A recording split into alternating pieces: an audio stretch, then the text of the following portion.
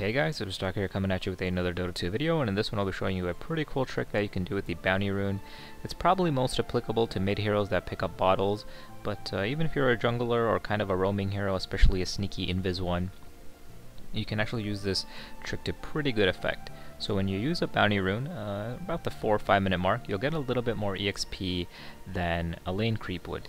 You get a little bit of gold and a little bit of EXP, so you can use this burst of EXP to actually surprise your opponents and hit level 6 and get some pretty cheeky kills.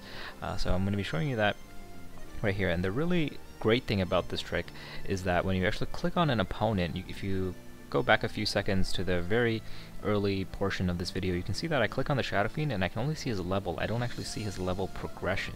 So when you do this, when you pop the Bounty Rune, you hit level 6, your opponent should be pretty surprised because they can't really track your EXP progression. They can only assume, they'll be like, oh, he went to check the rune, he's missing this many creeps. It's very hard to do that kind of calculation in your head, and they can only assume that you're kind of at level 6, you're not there.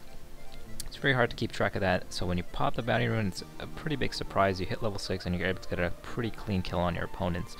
You kind of need a few things to go your way. You need a lot of mana to begin with, because if you want to get a kill at level 6, it's kind of difficult to do it by yourself. But if you're playing kind of less mana intensive hero who's able to burst your opponents down, so Bane, Zeus, those heroes are particularly good at utilizing this trick very effectively.